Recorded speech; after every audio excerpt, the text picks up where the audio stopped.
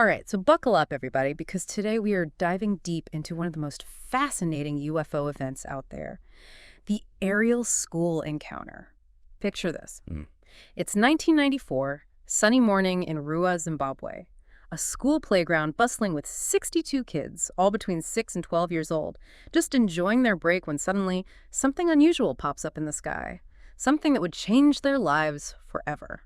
And we've got a ton of sources to sift through on this one. First-hand accounts from the kids themselves, interviews, even drawings they made right after the event.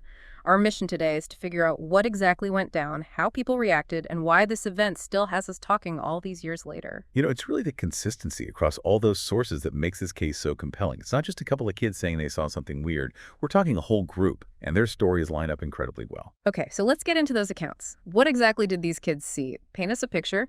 Well, they described a UFO. A silver, metallic, shiny object just hanging out in the sky. Some said it was disc-shaped, classic flying saucer style, while others said it was more cigar-shaped, or even like two saucers stuck together, and it had this intense silver glow. Some even saw multicolored lights swirling around it, green, blue, red, yellow, purple, the whole rainbow. It's not something straight out of a movie, but these kids were adamant about what they saw. I can imagine. Not exactly your everyday playground view. And this thing didn't just hover in the sky, did it? Nope, it gets even weirder. This UFO actually landed near the school. But then, after the encounter, it just vanished. Poof, gone. Wow. Suddenly and silently, like it was defying physics. Some kids said it shot straight up into the sky, while others said it just disappeared into thin air. Whoa, okay, that's wild. Talk about a disappearing act. But seeing the UFO was just part of the story, right? What about these beings that the children described? What did they look like? That's the part that really gives you goosebumps.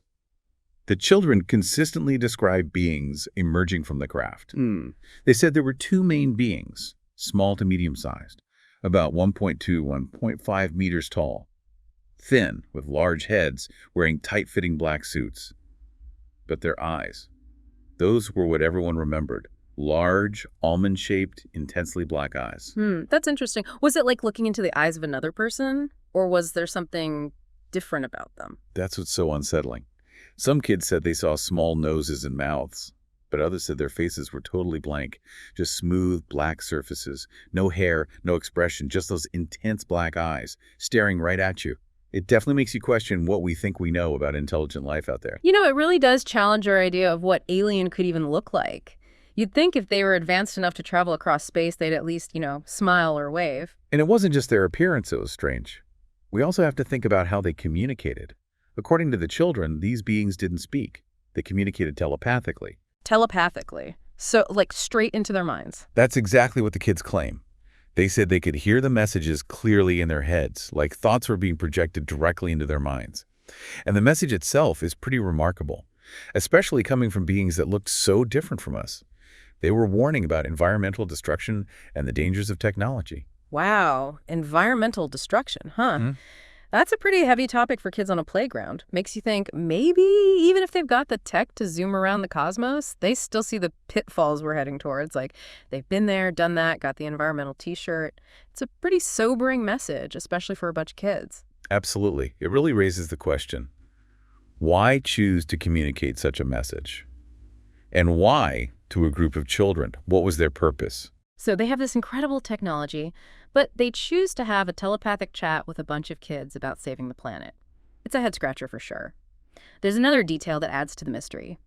The children describe this feeling of being held back from approaching the beings, like there was this invisible barrier stopping them from getting closer, even though there was nothing physically there. Right, that's a fascinating detail. It suggests a possible mental barrier, or maybe even some kind of manipulation of their perception by the beings. Yeah, that's some seriously advanced stuff. It hints at abilities that are way beyond our current understanding. Okay, now imagine being one of these kids. You've just seen a UFO, encountered beings that communicate with their minds, and felt an invisible force field. What a story to tell. But how did the adults react when they heard about all this? Were they as blown away as we are? Well, that's where we see a pretty stark contrast in reactions. Many adults, including parents and teachers, dismissed the children's stories. They saw it as fantasy or a collective delusion. And, it is a wild story, right? But there was also a lack of physical evidence, apart from some burnt grass and dead insects at the supposed landing site, which just fueled the skepticism even more. So no spaceship parts or alien selfies to back up their claims. I can see why some adults might have been hesitant to believe them. Yeah, exactly. But on the other hand, some adults, especially those interested in UFOs, found the children's accounts totally compelling. They were struck by the consistency of the stories and the clear emotional impact the event had on the kids. It was obvious that this wasn't just a made-up story, it was something they genuinely believed they experienced. Yeah, makes sense. Kids that age, they don't have the same filters as adults. They just tell it like they see it. So we've got these conflicting reactions. But was there anyone who took a more, shall we say, scientific approach to all of this? Actually, yes. That's where Dr. John E. Mack comes in. He was a renowned psychiatrist from Harvard University, not your typical UFO enthusiast. And he traveled all the way to Zimbabwe, specifically to interview the children. Hold on. A Harvard psychiatrist interviewing kids about a UFO encounter. Now, that's not something you hear every day. What was Dr. Mack hoping to find? Well, his main area of expertise was actually in how people cope with trauma, especially events that challenge our understanding of reality. He wasn't necessarily trying to prove the existence of aliens. He was more interested in the psychological effects of these kinds of extraordinary events. So he was looking at it more from a human perspective, like how do you process something so out of the ordinary? Exactly. And what he found was that the children showed no signs of lying or making things up. He was really impressed by the consistency and emotional authenticity of their stories. He even noted that they exhibited typical responses to a traumatic event: fear, confusion, but also this deep thoughtfulness about what they had experienced. Makes sense. It's not like they were bragging about meeting aliens. They seemed genuinely affected by it. It must have been confusing for them, especially with some adults not believing their stories. Did Dr. Mack's involvement lend any credibility to the children's accounts? It definitely added weight to their stories. Here you have this respected psychiatrist, someone who understands the human mind, saying that these kids genuinely believe what they're saying. It's not proof of aliens, of course, but it does make you stop and consider the possibility that something extraordinary might have happened. It definitely adds another layer to the story. So we've got kids seeing a UFO, encountering these strange beings, and then dealing with mixed reactions from the adults. But what about the long-term impact? Did this event leave a lasting mark on their lives? Absolutely. Many of the children were ridiculed and ostracized by their peers for speaking out. Imagine being a kid and telling your friends about this incredible experience, only to be met with laughter and disbelief. It must have been incredibly isolating. Yeah, kids can be tough on each other. And it's not like they could just brush it off. They had this intense experience, and then to have people doubt them, even make fun of them, that must have been really hard to deal with. It was. And the lack of support from many adults just made it worse. They were basically left to deal with this experience on their own, questioning their own sanity, trying to make sense of what they had seen and heard. Makes you wonder if they felt like they couldn't talk about it openly, like they had to bottle it all up inside. Did any of them eventually open up about their experiences as adults? You know, that's one of the most fascinating aspects of this whole story. Even decades later, many of the children, who are now adults, still maintain that what they experienced was real. They describe it as a life-changing event, something that shaped their worldview, their beliefs about reality, their understanding of their place in the universe. That's powerful. So even after all these years, they haven't wavered in their belief that something truly extraordinary happened that day. It really speaks to the profound and lasting impact of that event. It wasn't just a fleeting childhood memory. It was something that stayed with them, shaped them. Exactly. It makes you think about the power of such experiences, how they can stay with us and influence us long after they've occurred. And there's another detail about the encounter that I always find myself thinking about. The way the beings just vanished.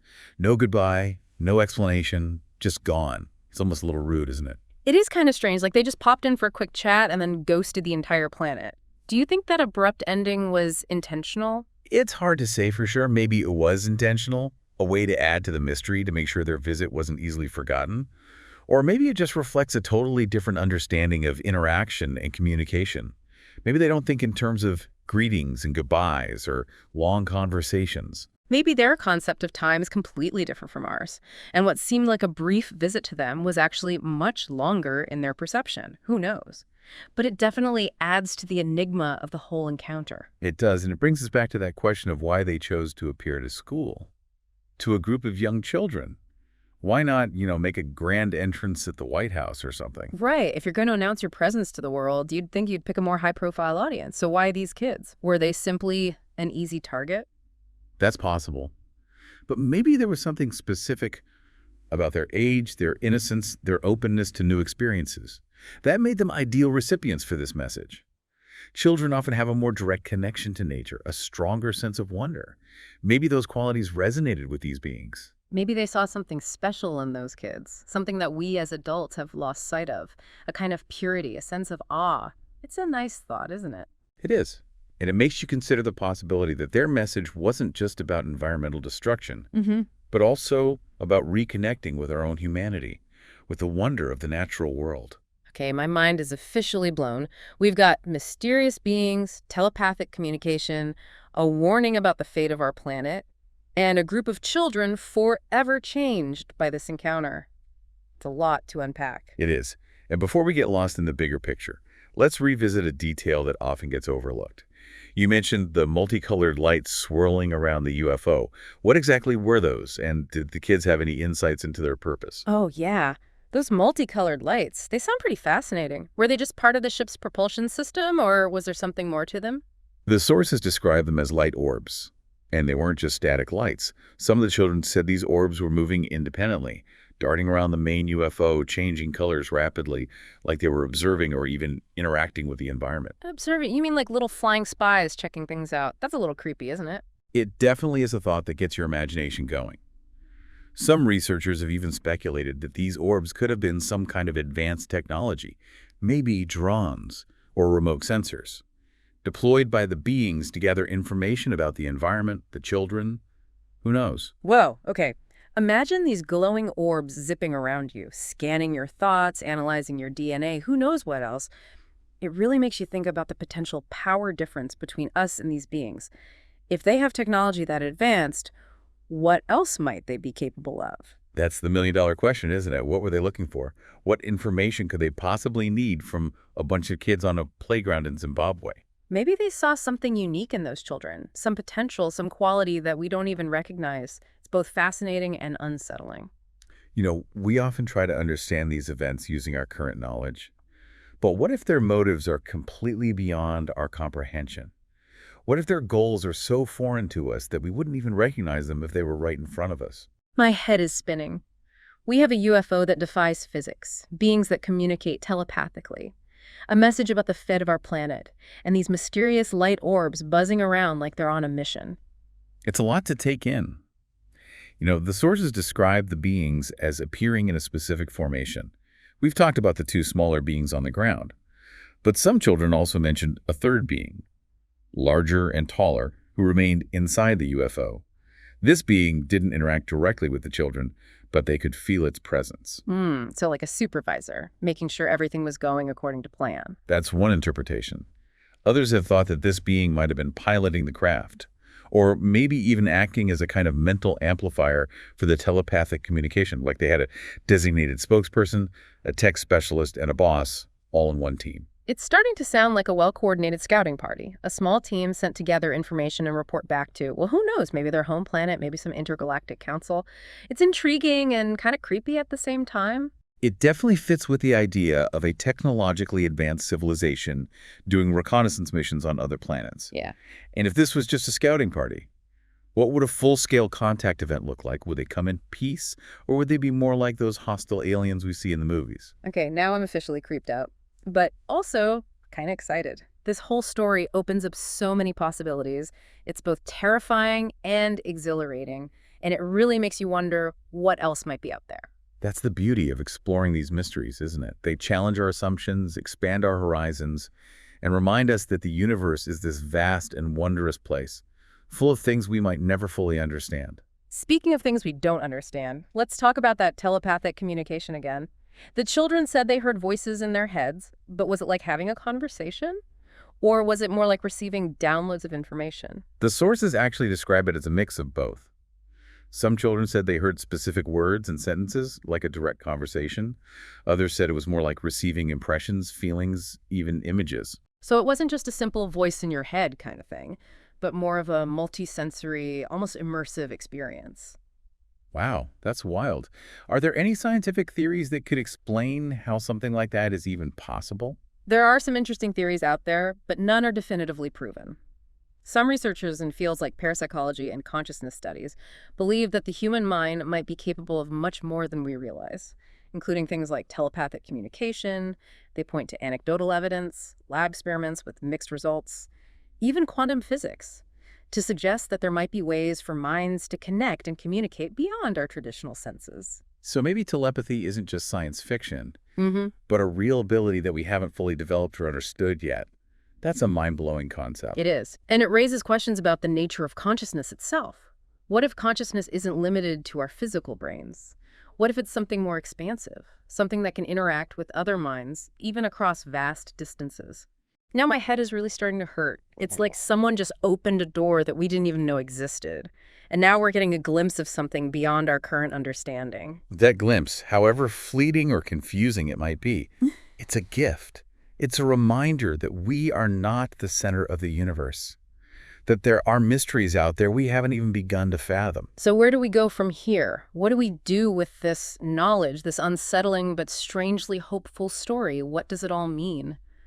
Yeah, it's a lot to process, that's for sure. It's like we're trying to solve a puzzle with missing pieces, and those missing pieces might just rewrite everything we think we know about the universe. You know, and what's so intriguing about this case is that it's not just about the UFO itself, or even the strange beings. It's about how this experience impacted the children, how it shaped their lives, their beliefs, even decades later. Right. It's easy to get caught up in the what and the how of it all.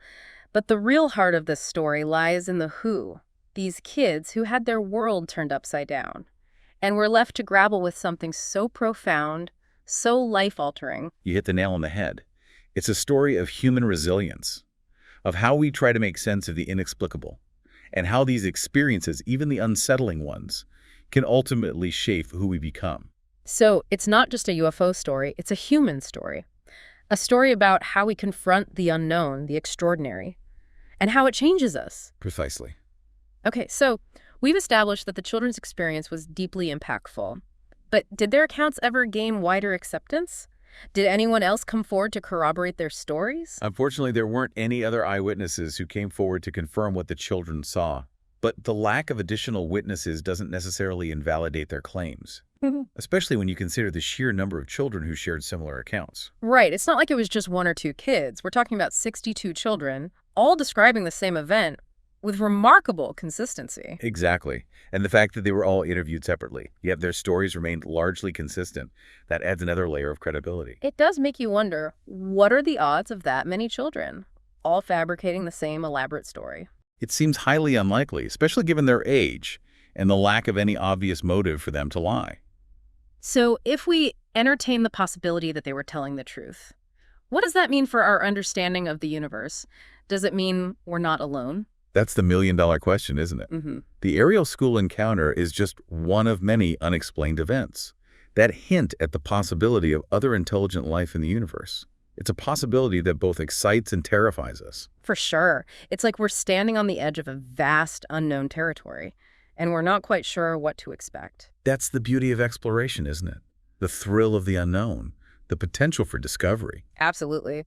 But before we venture too far into that uncharted territory, let's bring it back to the Ariel school case. We talked about Dr. Mack's investigation and the psychological impact on the children, but were there any other notable investigations or analyses of this event? Well, aside from Dr. Mack's work, the case also attracted the attention of numerous UFO researchers and organizations. Some of them conducted their own investigations, analyzing the children's testimony, examining the site, and even trying to track down any potential physical evidence. And what did they find? Was there anything concrete to support in the children's claims? Unfortunately, no smoking gun, so to speak, no irrefutable proof of alien visitation. However, some researchers did note certain anomalies at the landing site, like the burnt grass and dead insects we mentioned earlier, which couldn't be easily explained by conventional means. So a few intriguing clues, but not enough to settle the debate once and for all. Exactly.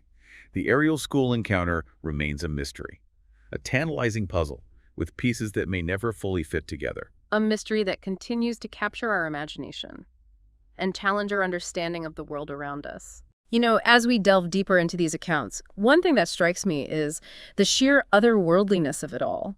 The telepathic communication, the strange beings, the UFO defying the laws of physics. It's like something out of a science fiction novel. It really is, and it raises so many questions.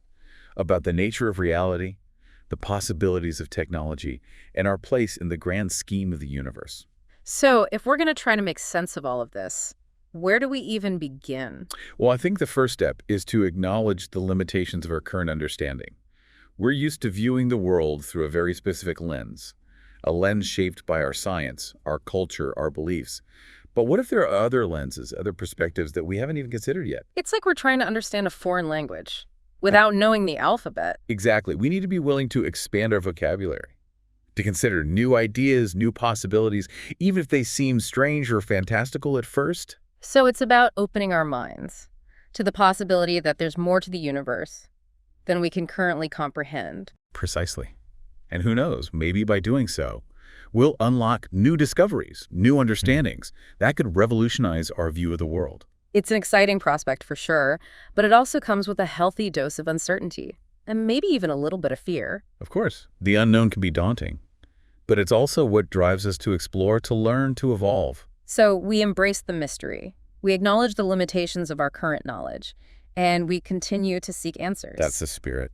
You know, as we wrap up our exploration of the Ariel school encounter, I'm struck by the fact that despite all the investigations, all the analyses, we're still left with more questions than answers. That's the nature of these extraordinary events. They often defy easy explanation and leave us grappling with the profound implications of what might be possible. So what's the takeaway here? What can we learn from this encounter, even if we may never fully understand it? I think the biggest takeaway is that the universe is a far more mysterious and wondrous place than we often give it credit for. There are things out there that challenge our assumptions, that push the boundaries of our understanding, and that remind us that we still have so much to learn. It's a humbling thought, and a thrilling one. It is. It's a reminder to stay curious, to keep questioning, to never stop exploring the unknown. Well said. And on that note, I think it's time for us to wrap up this deep dive. But before we do, I want to leave our listeners with one final thought. What if the Ariel school encounter wasn't just a random event? What if it was a message? A message from a civilization far more advanced than our own.